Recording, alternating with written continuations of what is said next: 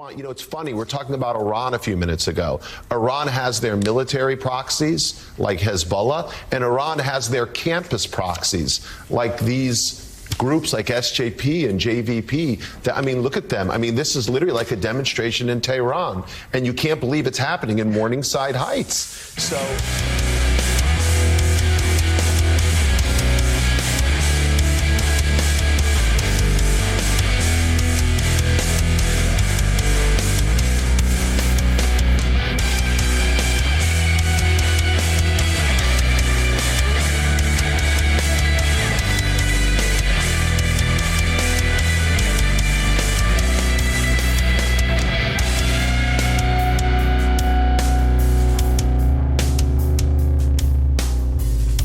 Welcome back to Posting Through It. I'm Jared. And I'm Mike.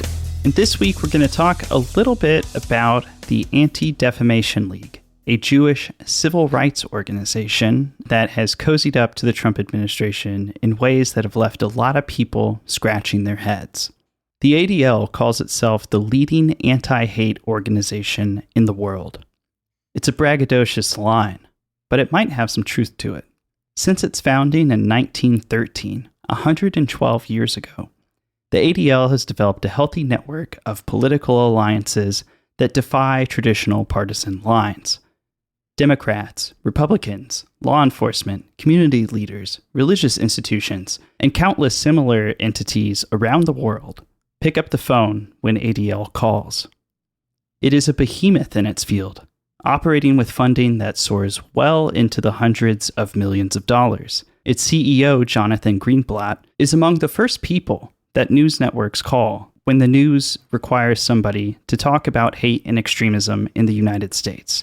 The ADL brands itself with the tagline, "Fighting Hate for Good." In fact, it even has that slogan trademarked. Its founding mission was to stop the defamation of Jewish people and to secure justice and fair treatment to all. All of that sounds great. To most people, it's the making of a success story. The ADL has a level of influence and power that most organizations only daydream of. And I want to be clear, there's nothing inherently wrong with having influence. Most organizations wish they had the pull that the ADL has. But as Uncle Ben tells Peter Parker after he becomes the Spider-Man, "Remember, with great power comes great responsibility." if you watch how the organization behaves in politics, especially in recent years, you couldn't be blamed for wondering if the ADL is using its power responsibly, and in ways that you might reasonably expect from the leading anti-hate organization in the world. Between praising Elon Musk, to defending Donald Trump, to advocating for police and political actions against critics of Israel, it can be hard to make sense out of that picture. In a little bit, we're going to take a closer look at the ADL with Vegas Tenold, who recently wrote about working at the organization between 2018 and 2020. We'll try to answer a question I've seen asked a lot in the last couple of years. What happened to the ADL? Did anything?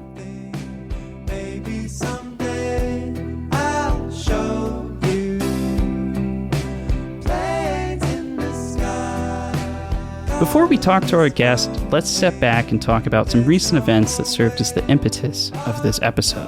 It's probably a good point in the show to remind people that Posting Through It is a personal project that involves my day job in exactly 0 ways, and that any opinions I share here are, well, my opinions. That's adorable. I don't want to hear it, Mike. Yeah. No, this is a big topic. That's part of the reason we have to do it. I mean, so it's something to have an opinion about because, unfortunately, there are only a few organizations that really have influence that reaches mainstream news, that reaches people who live in, suburbia. And the conversation we're going to have with Vegas is the kind of conversation that I've had privately with many people and usually occurs privately, but we thought it might be worthwhile to have one publicly too. Protests began at Columbia in response to developments that happened after Hamas attacked Israel on October 7th, 2023. On that day, Hamas and other aligned groups killed more than 1,100 people. Close to 700 of them were civilians, and of those, 38 were children. The attacks were described widely as the deadliest day for Jewish people since the Holocaust. After the attack, Israel launched a military offensive that has resulted in a profound loss of human life. As of March 4th this year, the Gazan Ministry of Health had reported close to 50,000 deaths, more than 13,000 of them being children. Some scholars have estimated that Gaza has undercounted their deaths, and that about 80% of people killed in the conflict have been civilians. Amnesty International has accused Israel of committing genocide against Palestinians. The International Court of Justice ruled it was plausible that Israel was violating anti-genocide laws. Israel denies these claims, as do many of Israel's allies. After the United Nations Human Rights Council raised concern that Israel was committing human rights violations and that its killing of Palestinian civilians amounted to crimes against humanity, Israel disengaged from the body, alleging it was biased. Horrified by what they were seeing, and watching the U.S. government support Israel in its military actions with seemingly no hesitation, students at Columbia University began to protest. Now, during these protests, especially at the peak of them last year, there were students filmed and reported making remarks supportive of Hamas, praising the October 7th attacks, and directing hateful comments towards Jewish students. The protests were condemned by President Joe Biden, and Columbia President Nemat Shafik was dragged in front of Congress to answer why the university had not come down harder on these protests. On April 17, 2024, the day of Shafik's congressional appearance, protesters employed that encampment strategy, and it was repeated across the nation. Tensions would escalate as the university and police in New York tried to clear the protesters. Hundreds of people were arrested through the process. It became an all-out media circus. International news outlets, politicians, activists from around the country were going to Columbia to be seen and to engage with protesters. At the climax of last year's protest, students occupied a university building, which resulted in another dramatic police action. Protests have continued to this day, at Columbia and elsewhere, going through on and off periods. Politicians and media outlets talk about a crisis of anti-Semitism on college campuses these days. Definitionally, it's a moral panic, and without making a value judgment about the legitimacy of that moral panic, I'll note that as with any moral panic, there's vultures in the wings who would love to capitalize on it for their own desires. I'm not going to argue here that the ADL is one of those vultures, but it certainly is postured in a spot where it could starve off the worst impulses of them. And I will be clear about my thoughts on that. They're not doing it, or if they're trying, they haven't been very effective. One of the public faces of the protest movement in Colombia is Mahmoud Khalil.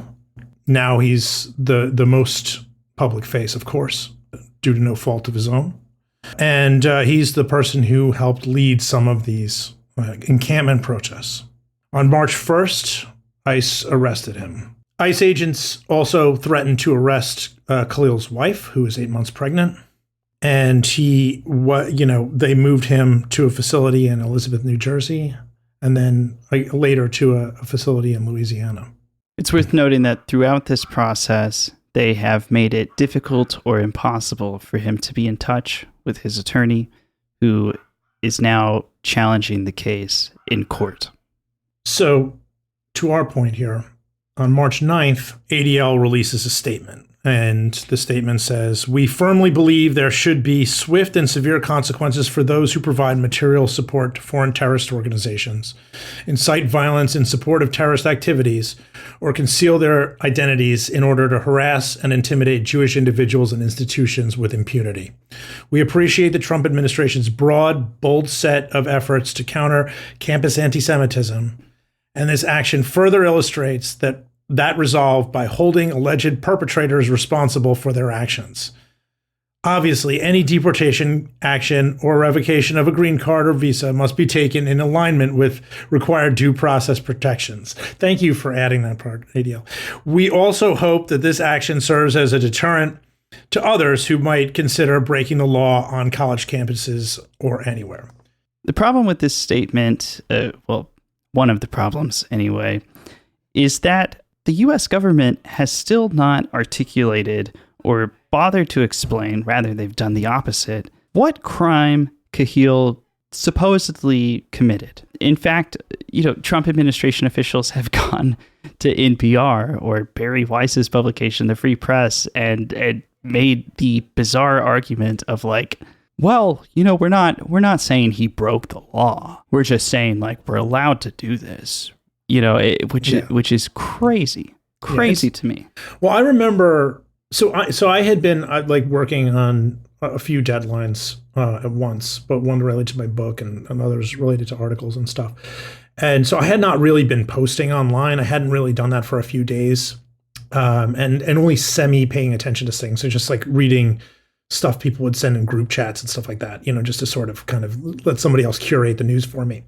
But then I saw that ADL post, and for me, it was a really profound moment where I just like it was sort of a new level. I had come to distrust ADL personally, like over the course of years for reasons we may get into with Vegas in a bit.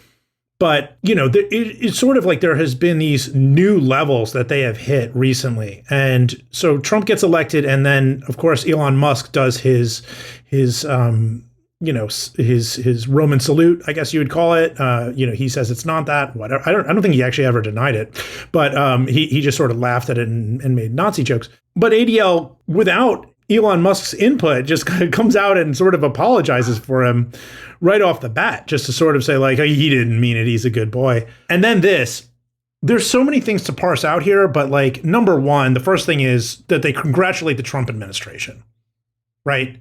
You cannot be an organization that speaks out about the radical right or far right extremism and congratulate the Trump administration for anything other than not existing anymore. I congratulate them for falling apart. That's the only thing I would ever congratulate them for. Because this is an organization that put Darren Beattie in the State Department, right? I mean, Stephen Miller is like running the show in terms of policy. To congratulate them for anything, I don't care if they sent you a birthday cake, to congratulate them for anything, to me, is completely discrediting. That was one. Then the second thing, since Greenblatt started on the whole, in the whole post 10/7 space, it has been difficult. My mother is Egyptian. We have Palestinian roots before that. For that reason, I try to kind of like stay out of things, because I just like it gets very emotional for me, and it's very uncomfortable and painful and this stuff. And I understand for a lot of Jews, it's really painful too, right? Like what happened on October 7th is extremely painful. This is really difficult to talk about, especially when you have like a sort of a racial element in the way you perceive the news. But this to me was like, such blatant anti-Arab racism. To just agree with the detention of a green card holder for a protest, for protesting, for standing up, like it's such a denial of the genocide that has been happening. The amount of people, I've seen estimates where it's up between 60 and 70,000 people killed, but also the number of children who have been killed. Children, we're talking about 20,000 children, something like that.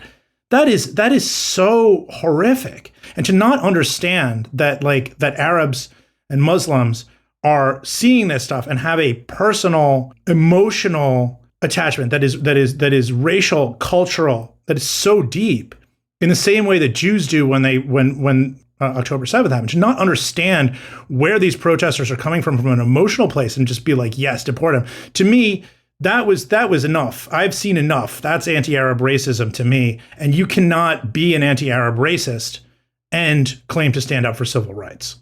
Just a few things to contrast the ADL statement that might help you figure out where it is on the political spectrum. Ian Coulter, who loves deportation, wrote a book called Adios Amigo, for fuck's sake. No, it's Adios America. It was called Adios America, and it was the book that that Trump. It was the book. It was called Adios America, and it was the book that like Trump was like given 10 minutes before he announced his run for president to try to figure out what his views were. It's like say, hey, here's a racist book. Check this out. Needless to say, I have not read this book, but Ann Coulter said, "There's almost no one I don't want to deport." Here we are. We know who Ann Coulter is now. But unless they've committed a crime, isn't this a violation of the First Amendment? Yeah, she's also written for a white supremacist website, to be clear. That's kind of the situation. More arrests like this are on the way. If you listen to Trump talk, he says that it is the first of many to come.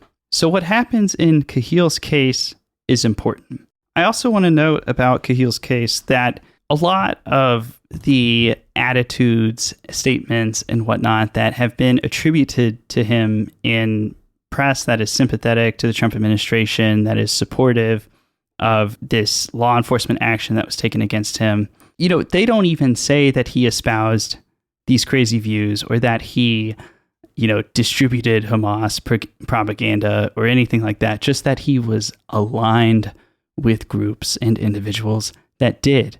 And I feel that aligned with is such a loose precedent for some, such an extreme law enforcement action.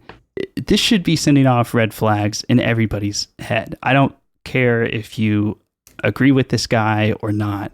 This is clear overreach, and just kind of seems like the Trump administration was like, all right, we gotta deport some students, and they turned on their TV, and like the first person they saw, they were like, okay, let's go get this guy. This one particular case is obviously scary, right? He'll scare, getting his green card taken away is obviously scary. If it ends there, it's a huge injustice and something for the history books and not a good thing. But it opens the door for a potential abuses of power, the likes of which we have not seen in our lifetime ever, right? And if you think that they won't, and you can see like the kind of right-wing posters and that online and stuff like that, you've seen people like Jack Posobiec, who we talked about last week, saying like the answer to every question is deport, right? They are saying that about American citizens, right? They are saying that essentially, if you're a kind of an anti-fascist protester that they don't like, that's in their face or whatever, then let's send them to Gitmo, right? That's where they want to send everybody, right? Send them to Gitmo, get them out of here, etc.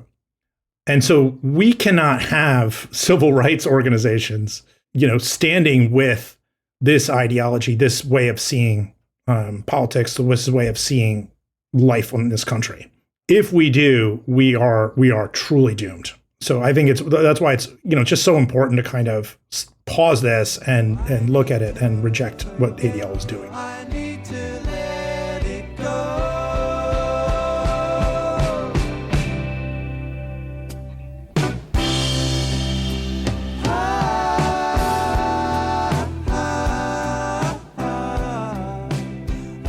Let's welcome to the podcast a friend of mine, friend of Jared's, a writer and journalist who covers the fringes, covers extremists, covers strange figures of all kinds. A man named Vegas Tenold. Vegas wrote the book Everything You Love Will Burn, one of my absolute favorite books about the alt-right moment. As people call it, probably my favorite book, actually, Vegas. I love it so much. The scenes of Matt Heimbach eating Twizzlers is just like, there's so much color you included in Everything You Love Will Burn. I got called a bootlicker amazing. so many times because of stuff like that, because I think people wanted me to show them as just monsters the whole time. Right. And I kind of prefer to be funny a little bit. Well, actually, but yeah, I'm glad you enjoyed it. Well, I don't want to go off on a side tangent here, but I just want to say I think it is really important to show white supremacists, neo-Nazi, all these type of figures as human beings. I mean, I think that's part of the reason that made that book so effective for me, and that's why I'm such a big fan of it. But yeah, everyone should buy it. Also, you are Emmy nominated for your work advice. So there's that. And today we are going to talk about the time you spent, I believe is right after you're publishing Everything You Love Will Burn. Is that correct? Your time with ADL. it's a hot button issue right now because in part because of the ADL stances and the immediate aftermath of that debacle at Columbia University and the detention of Mahmoud Khalil.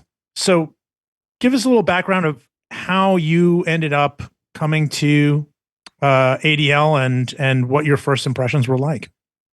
I joined the ADL a year to the day after the Unite the Right rally in Charlottesville. So I think my first day was August 12, 2018. I had been going through something I'm sure you both and a lot of our friends and coworkers can relate to, which is freelance fatigue, right? Like I'd been freelancing for years. My book had just come out and it hadn't substantially changed my financial situation. So I was just like, I need a job. Like I want a job right now. And so the ADL came along. Oren Siegel, who was then the director of the Center on Extremism, offered me this job. And we've all used. Well, I don't know if you ever used the Center on Extremism as a resource, Michael, because you were with the competition. But like most of us at one point or another interviewed them, used their reports or whatever because we needed quote unquote expert voices for our pieces. Yeah. So I just want to say I would deal with Oren quite a bit when I was at Newsweek for like an 8 to 9 month stretch.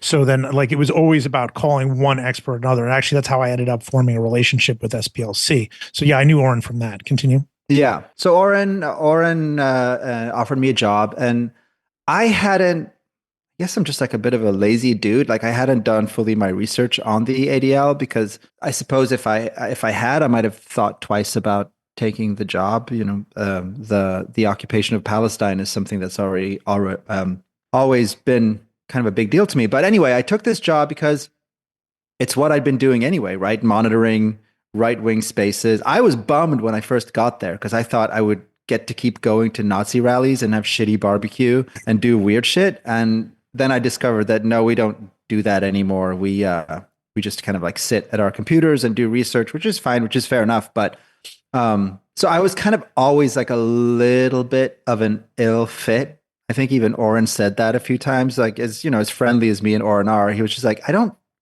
really know where to put you. Because at the time I was, I had this book out. I was one of the quote unquote leading authorities on right-wing extremism. And so he was like, do we just make you an investigative researcher? I was doing a bunch of media when I was still there. So it was like kind of an ill fit, but I mean, I liked it. I remember the first day, Jonathan Greenblatt introduced me to everyone as Noah. I don't know. What do you mean introduce you as Noah? What is that? Dude, I have no fucking idea. So he introduced me and he was like, This is Noah. Nice to meet you, Noah. And then he also made the announcement that he hired the author Vegas Tenold while I'm like standing there with him, and it's like Vegas couldn't be here today. I'm like, I guess Noah's here.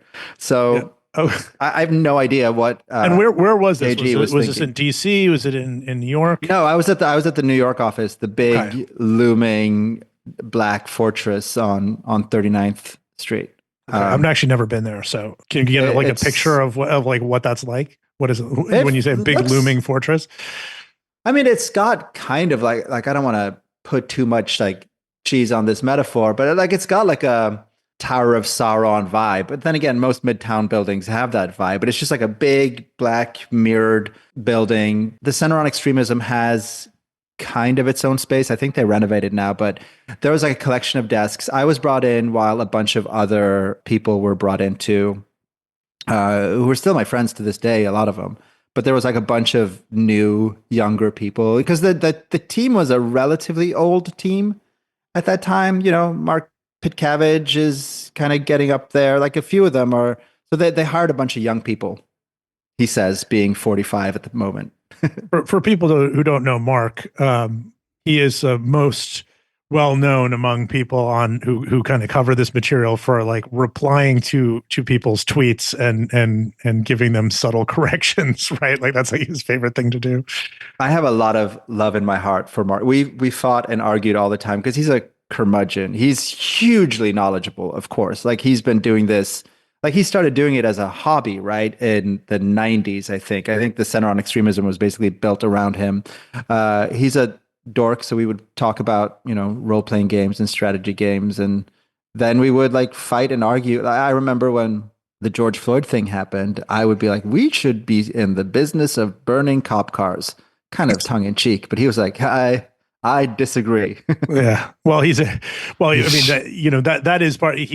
Among people who kind of self-identify as Antifa, they have a real issues with Mark because he's very both sides about that type of thing. So, okay, you start working there. I mean, is it are you immediately aware of a vibe that you find uncomfortable, or does it kind of seep in over time? Like, I understand that you have good relationships with people there, and you have, you're getting along with friends and colleagues and stuff like that. But like, what is the Zizek thing, the trash can of ideology or whatever? Like, do you getting something like on a day-to-day basis that feels uncomfortable? How long does it take for that to kind of set in?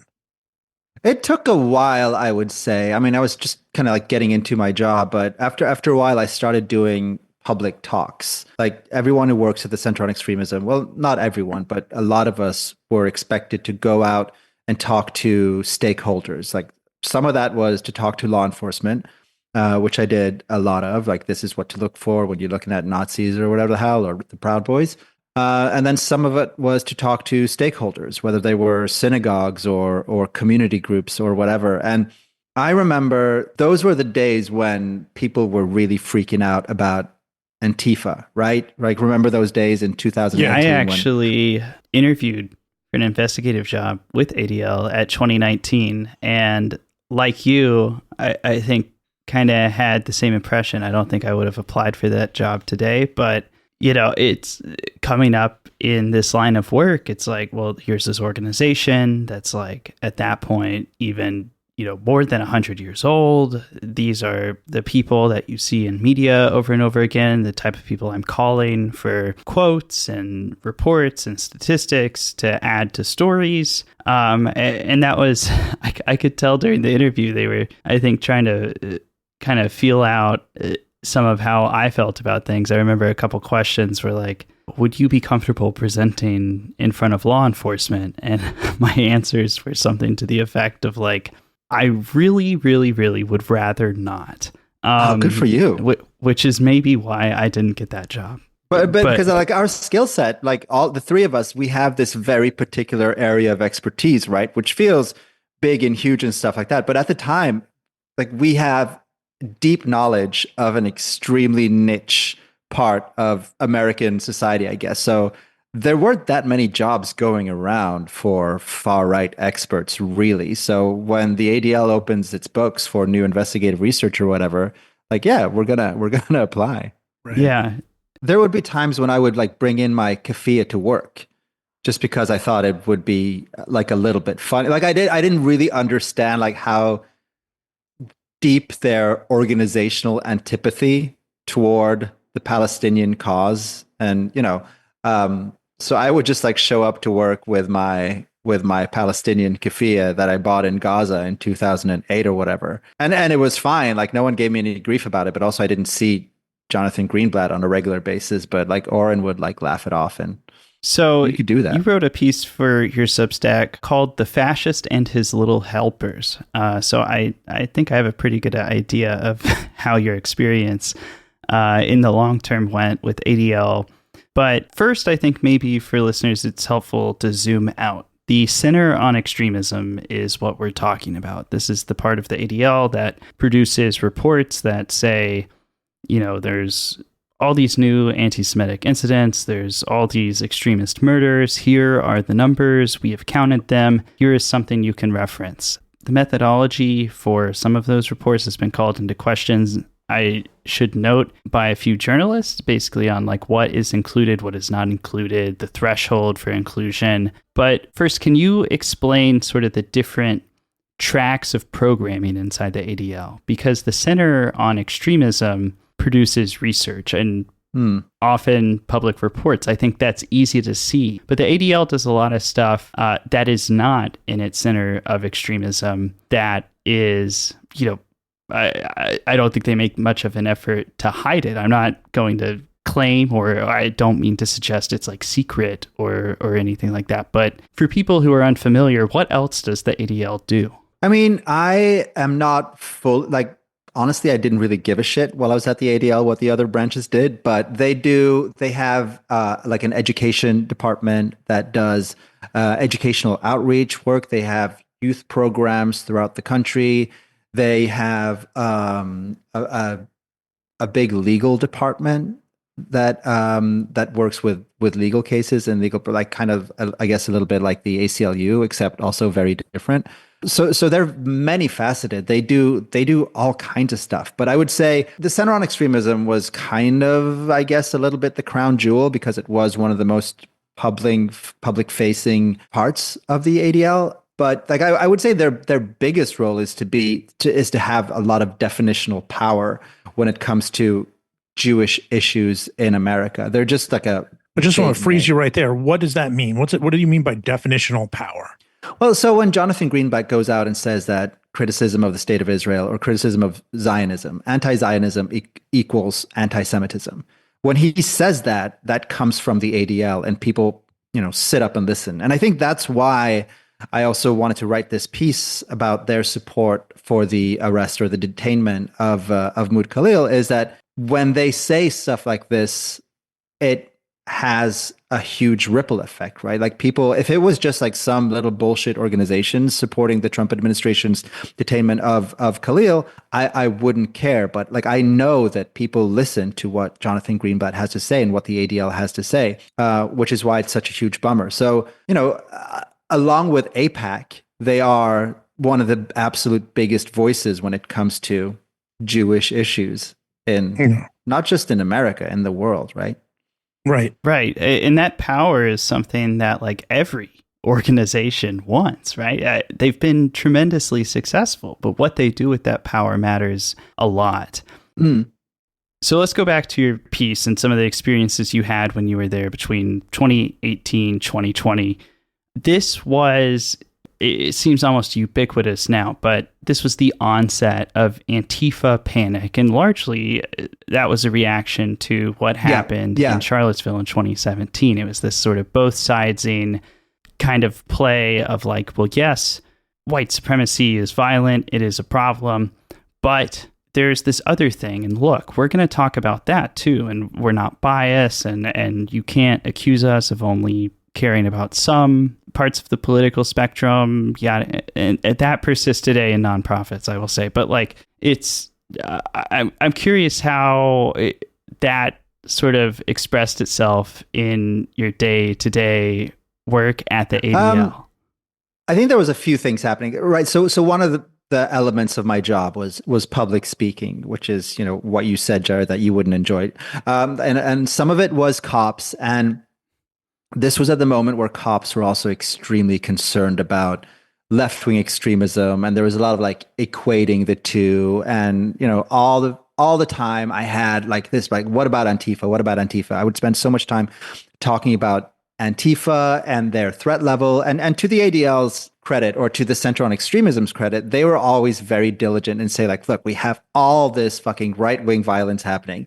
We have zero examples of left-wing violence, especially in the murder and extremism report. Like they would always point out like, it's coming from one side, you guys. So the ADL has never, in that sense, kind of like equated the two, but it was frustrating. And also, if I'm going to be generous, like I kind of get like, if I want to be very generous to the cops, maybe they were asking because they didn't fully understand what Antifa was and they thought it was scary.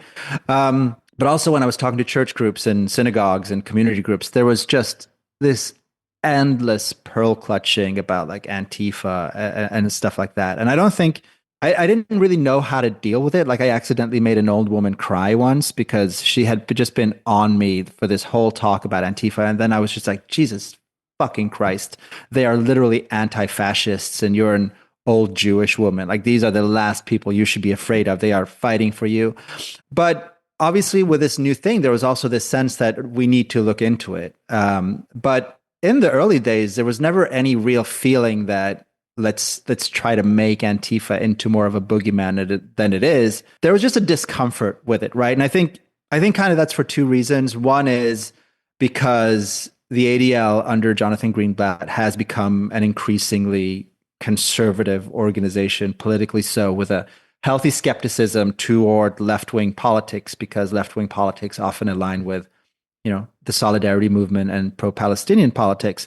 So there was like a discomfort with left-wing groups there, but also your average ADL supporter, your average ADL fan is an older person who isn't used to this new expression of left-wing politics, who's uncomfortable, very much sort of the centrist, like, we should let them battle it out on the marketplace of ideas. So they were just like very uncomfortable with rowdiness in general. And then the right wing were just better at sucking up to cops than the left wing. So they just, I don't think they fully knew how to deal with it. Can I ask you, you mentioned in your piece, you talk about Black Lives Matter. Yeah. And you were, they actually gave you an order not to use BLM and Black Lives Matter hashtag. Is that right? Like directly? Yeah, we were told, I don't remember if this was something that was put into writing, but we were told that that we weren't supposed to put these hashtags in our tweets, because I think they were seen as political or divisive. I mean, I'm speculating here, but yeah. Right. So under the idea that they would remain like centrist, above everything, not weighing in a partisan way. But then it was later found that they were kind of monitoring Black Lives Matter activists. Yeah, that's something I only realized recently. And then the Guardian did a piece on that, and they were monitoring, which I was a little bit surprised of too, because usually when they wanted to have something monitored, they would ask us, like we were the monitors. But I think this one was sent over to their security department or something like that. So, I mean, again, I can only speculate, but to me, that says that they must have known that it was a little iffy. And during that time was when me and some of my coworkers had written this letter in response to the murder of George Floyd, saying that we shouldn't be in the business of working with cops anymore. So maybe they picked up a bit of a vibe from the Center on Extremism on that. Like almost all the investigators at the Center on Extremism co-signed that letter. So it was a big push from all of us not to end the relationships with cops, because we knew that probably isn't realistic when you're talking about the ADL, but to pause it and to kind of like reconfigure it. I mean, I got to say, like, no matter what my thoughts are about ADL and whatever, put that aside, the overall thoughts, I will say that I am a little bit shocked by that, because here, like, I worked for Southern Poverty Law Center. We could do about 12 episodes about the dysfunction there. But, these were the sort of the Coke Pepsi of extremism monitoring, correct? Like that's basically, it's like the 1-2 like things that people think about. And then everybody else is somewhere over there. There's Fanta and this and that, right? But those are the Coke Pepsi, right? Those are the big two. And SPLC in their marketing, I want to stress, in their marketing, that's a very important part of it, because not in their hearts, but in their marketing is using like, Black Lives Matter stuff directly. So it would almost put the SPLC and SPLC employees and stuff like that, under the sort of eye of ADL, which I find kind of startling, to be honest with you. Yeah, I don't know what the impetus for these kind of things would have been, because it seems super paranoid, right? And even like just to be in, what year was it George Floyd was murdered? Was that 2020? 2020, May yeah, 2020. Just to be in a civil rights organization, allegedly, ostensibly, purportedly a civil rights organization, and to have that conversation going like, should we monitor Black Lives Matter? Like, it seems like such an insane idea for anyone to have. And you can talk about what happened during the protests and the rioting, but I mean, for one, they should know better than to just say like, Black Lives Matter is an hierarchical organization that we can somehow monitor as if it's like anything else than a nebulous thing. But just to have that level of paranoia, I don't know. Like I've always speculated that it's like, they get they're a donor-driven organization, right? Like same as the SPLC. So at some point, you're going to take some marching orders from the donor class. And if this is something they're worried about, then maybe all right, maybe you take a look at it. I don't know. So the people who have the biggest money, perhaps, have, biggest amount of money, have potentially the most influence over what ultimately gets covered, and then that can have a reactionary 100%. And I'm sure they're gonna deny that up and down, right? Like who wouldn't deny that? But it's also like, of course, when you're a nonprofit, you need to make money somewhere, and if your donors are preoccupied or interested in something, then maybe you take a nudge in that direction. I don't think us in the Center on Extremism, I don't remember us ever feeling that sense of direction. But also, we were always made to feel that our work with law enforcement was super important. We knew that it was something they used with attracting new donors. So, like, continuously churning out law enforcement memos, continuously helping cops was a big part of our day. And I know that was being used in fundraising too. Yeah.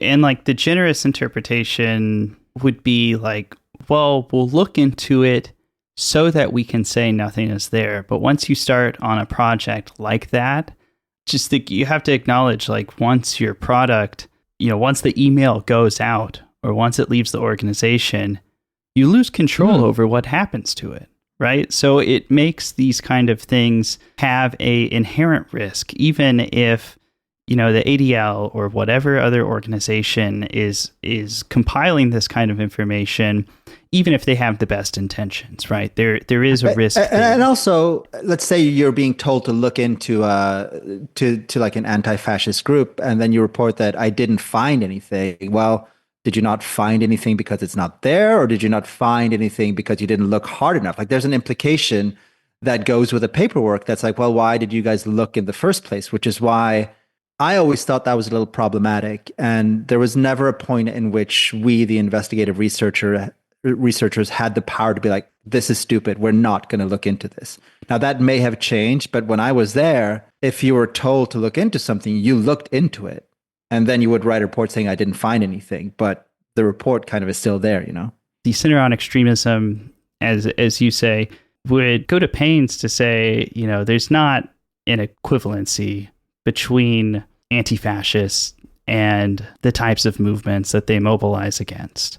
The leadership of the organization, specifically Greenblatt, has been much less careful, and even if he's not making that equivocation on the violence, has explicitly equivocated between the ideologies. So comparing pro-Palestine protesters to white supremacists, right? And really just hamming up the both sides. He's made several comments on national TV that I find grossly defamatory, comparing pro-Palestine student groups to Hezbollah, alleging that they're proxies for Iran, which was condemned by, more than 60 Muslim civil rights groups. Did that play out during your time at ADL? Did that ever create conflicts? I mean, I can't remember anything in specific, but there was always, whenever Jonathan Greenblatt said something about anything that touched on our work, we would just be like, oh my fucking God. Like, he would mischaracterize stuff. He would go off book. Like, sometimes we would be expected to help write statements. He just didn't give a shit. Like, look, Jonathan Greenblatt is, as with any CEO of a nonprofit, is a salesman first, right? So he would just, we got the sense that he would just say whatever he felt like would get the most attention, right? And I think that's, again, I'm speculating, but that feels a little bit like why he's taking such a hard turn against pro-Palestinian protesters these days, because if you're fundraising for the ADL in 2018, 2019, 2020, you have plenty of traditional threats against the Jews of the world, right? Because there were Nazis on every street corner on every weekend. There were brawls in the street. It was just like, you could use that. But 2024, 2025 is a very different time. And the threat from the far right it's different than it used to be. Maybe it's not as visceral. It's harder to fundraise on it. So maybe you go find a threat to Jews elsewhere. I don't know. It's fucking hard to talk about this without sounding like we're on an alt-right podcast kind of thing. You know what I mean? Yeah. I've tried to go to pains to just firmly keep us out of that territory. I mean, the ADL is subject to all kinds of abuse and conspiracy theories and lies. Yeah. I really do not want to contribute to that. I just want to counter that, though. I mean, obviously, I'm certainly not running a Jewish civil rights organization, or at least nominally a civil rights organization. Yet. Tomorrow may be a new day.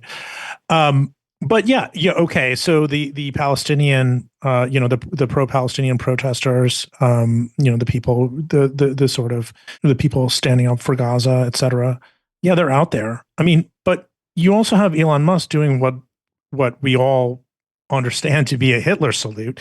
You can just show a picture of that and say anti-Semitism is everywhere, and it's not like there aren't right-wing like targets. It's not like there aren't. Well, it's not like that threat isn't there. And to be clear, it wasn't an Arab who went in to Tree of Life and murdered those people, right? The threats to synagogues and stuff like that. I mean, that's a lot of that is coming from white supremacists. So I don't understand, and I know, so many more moderate Jewish people are much more concerned about Elon Musk doing what looks like a Roman salute than they are these protests. Now, these are people in my friend circle, and maybe they don't have the type of money to donate or whatever, or the interest. But at the same time, it's not like there aren't like very clear things you can put forward as examples of white supremacist anti-Semitism exploding. It is out there. It's still out there. It may be like that the Tree of Life shooting has happened a while ago, but it's out there very much so. And that to me makes me think that it has more to do with ideology than donations. And of course, I can't prove that one way or another, but that's just my gut on this. I think it has to do with both, because I think that the foundational principle of the ADL now, like their main idea is to support and defend the state of Israel, right? Like the Zionist project, and like that's their ideology, but that's also what they fundraise on. And I think that the Musk thing, right? Like he could do, yes, it's obviously a Hitler salute, but he also kind of supports their wider policy on Israel. Like he may be an anti-Semite, but he's our anti-Semite. And I do think that Trump could say whatever he wants to about the Jews or the Holocaust or whatever, but as long as, Netanyahu was another one who supported, who came to Musk's aid after that, right? Because they need them for the big project, which is the state of Israel. So I think they're willing to swallow some camels. So, that's the sort of the complication of this moment right now, right? Like, Trump's comments about Chuck Schumer, I don't know if you saw that or whatever, but basically Trump was like, reiterated the claim he made in debate, where it's like he's ultimately a Palestinian, which is, of course, obviously anti-Arab racism. Okay, like, where it's just like, that's an insult, right? Like, it's like he's using it like a slur. Yeah, he's basically using Palestinian as a slur. Yeah. But it's also anti-Semitic also because you are kind of just saying that, like, this guy who is not a Jew is the ultimate judge of who is Jewish and who is not Jewish. And that is like extremely, that's extremely belittling and disgusting, unless you look at Trump and say, well, here is somebody who can help me ideologically. Yeah. But I think sort of parsing how this makes no sense. It makes no sense that Jonathan Greenblatt should defend Musk for doing a Hitler salute.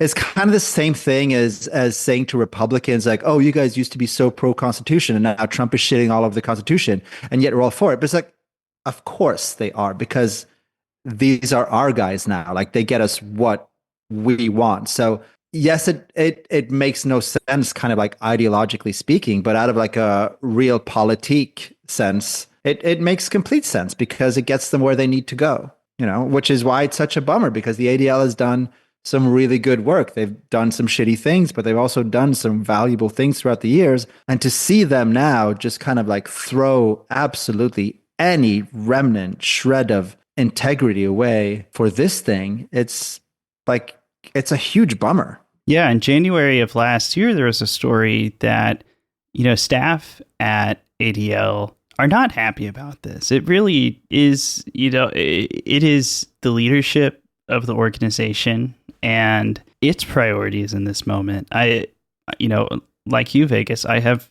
friends that work there who are great people, would do anything for you. And they don't like this. No, they hate it. But even now, even though there's like a micro industry on tracking hate or whatever these days, the jobs are slim. You know, it's like, well, where are they going to go? They need health insurance and they need a paycheck. And until they figure it out, they're just kind of like stuck watching the train that they're on, like, wobble on the tracks. But I mean, because they're burning it. These Like, these political priorities have like taken the front seat at this organization.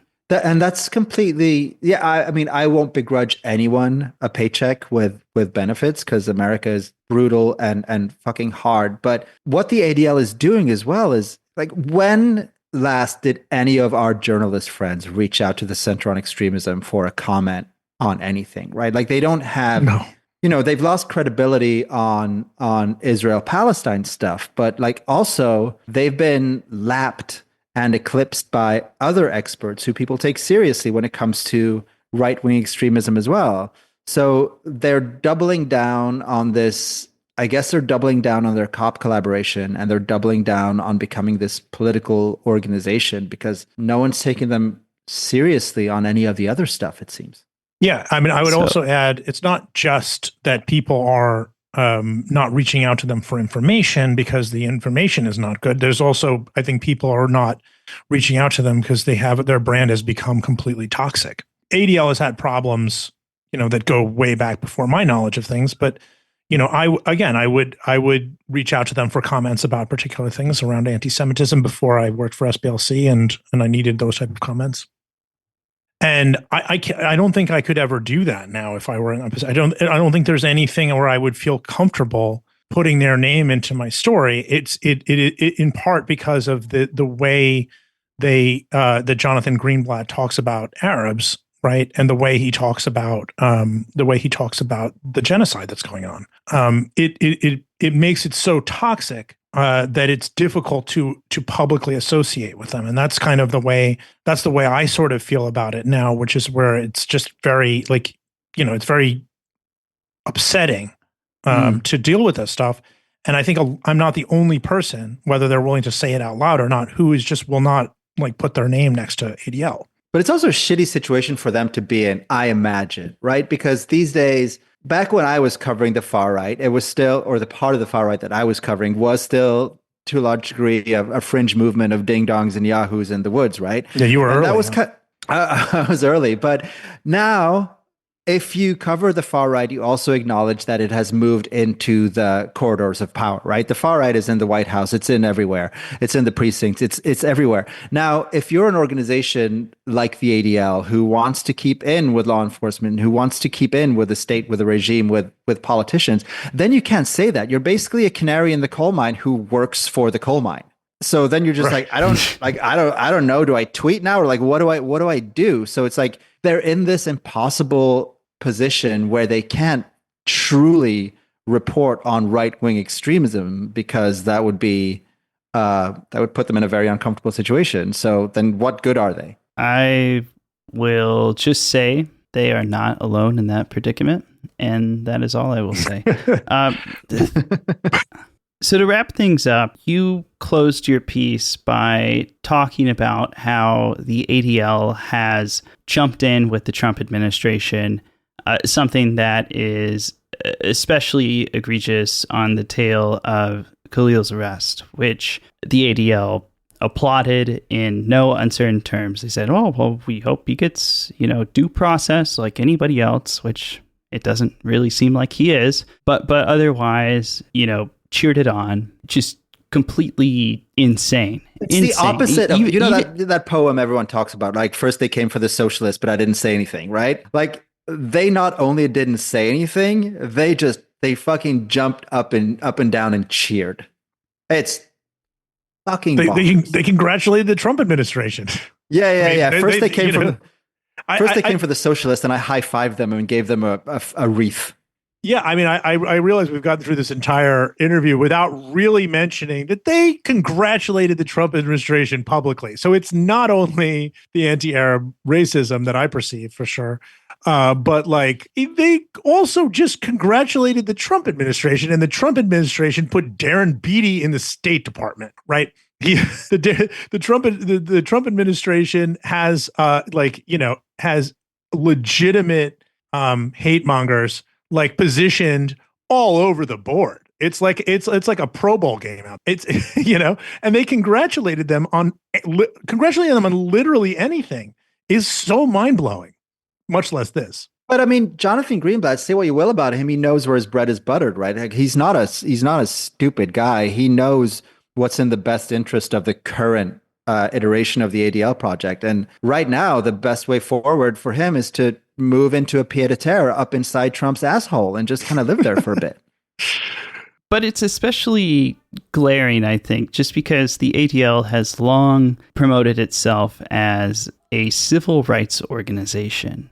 And here they are cheering for something that seems to defy anybody's common conception of civil rights. They have Fighting Hate for Good trademarked. They call themselves the largest or like the biggest, most successful anti-hate organization in the world. They wax poetic about civil rights, but you assert in your piece, they don't really care about civil rights. Those are my words, right? The ADL doesn't care about civil rights. If you ask the ADL, they will say something completely different. And, you see the way they spin Khalil's arrest, which is, he was a profound danger to not only Jews everywhere, but to the American nation because he spread anti-Semitism. So I'm sure if you ask them, they'll be like, well, he broke our civil rights first. He is a danger and he needs to be taken out. What they're doing is, we're still protecting against hate everywhere, mostly because Mahmoud Khalil hates us with such a burning passion. So they haven't abandoned what they think is civil rights or however they want to define civil rights. But I think it's up to the rest of us to be like, you can't pick and choose who you arrest and detain without due course. But let's say all of that were true even, right? I mean, I'm not saying it's true, but let's say even that were true about him. Again, I want to double stress. I'm not saying that, but let's say it were. The big problem here is that ultimately it asks you, their line of thinking asks you to just pretend that, what apparently is about over 60,000 people have not been killed, right? In these horrific bombings, hospitals and everything else since fall of 2023. Right. It's sort of like you're just supposed to be like, oh, yes. Right. Like it's just sort of like, yeah, it's all happening in a vacuum. Right. There's all these protesters just there they just showed up one day and they're just mad and they're just waving Palestinian flags. Like the other stuff is not happening. It's almost the same logic that you see when people like Andy No gets mad, like gets people mad about Antifa and does not ever add the component of what the anti-fascists are maybe trying to say or trying to protest, right? It's also like, oh, they came and they had a bike lock and they had this and that and the other thing, right? And then Andy will sort of cut out the part of they're responding to a white supremacist group who is marching. They're responding to cops killing somebody who is unarmed. That part, it's like they're cutting out the main reason why the protests even exist in the first place. Well, of course, because you can't acknowledge that Palestinians have a right to live. You have to make them out to be collaborators with Hamas, or at best, we're upset that we bombed this hospital, but those ding-dang Hamas fighters kept using them as shields. So you can't acknowledge the innocence of all these 60,000 people. That would make them humans, which would be very bad for your project. So I mean, that's the frustrating chat we have with everyone these days and our uncles and everyone. It's like, no, they're not Hamas. These tens of thousands of children aren't Hamas fighters, but that's what the ADL is kind of doing too, and the Trump organization and everyone who supports Israel in this genocide is saying that we're killing the bad people. And there's some collateral damage, unfortunately, but God damn it has to be done. On that note, I think be good to close. I'd like to get your thoughts.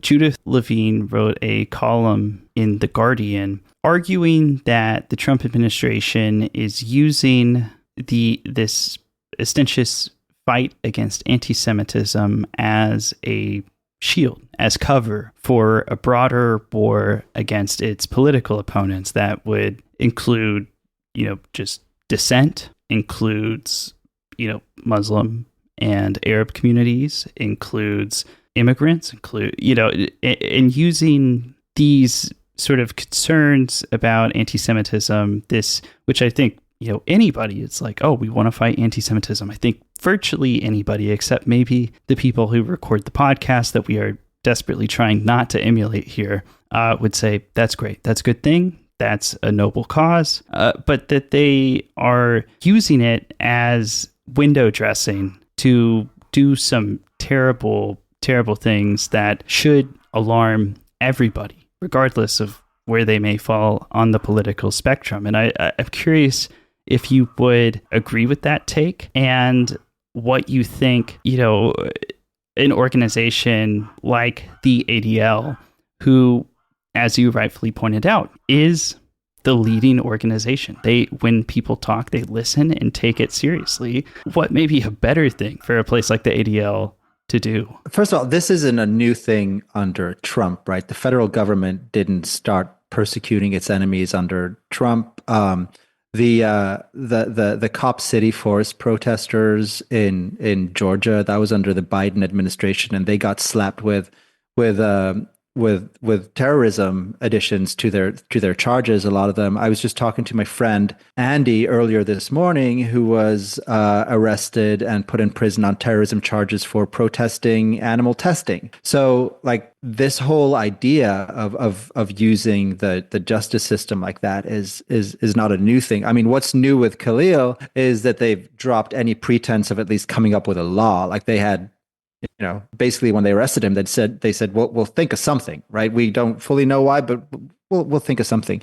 So I think this is, it's been an ongoing thing from both Republicans and Democrats in power to target the left, to target marginalized groups, to target the solidarity movement, and make us afraid and fearful and alone and all that stuff. I mean, I don't know what the ADL could possibly do different, because at this point they've gone really far down this road, and it would mean a complete rejiggering of what they stand for. And that's been true for a long time. I remember a few years ago, I did an interview with a lawyer at the ACLU, and I told her that I used to be at the ADL, and she was just like, Jesus fucking Christ, those guys are fucked.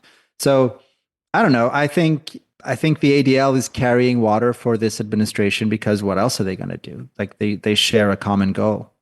Well, Vegas, thanks for joining us this week, talking a little bit about your experience and sharing some of your thoughts on where the ADL's at today. You've got a Substack that has a great name.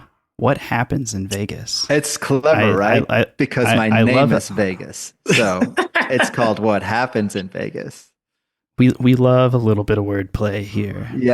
Tell us about that. What you're hoping to do with it? You launched it fairly recently. Right?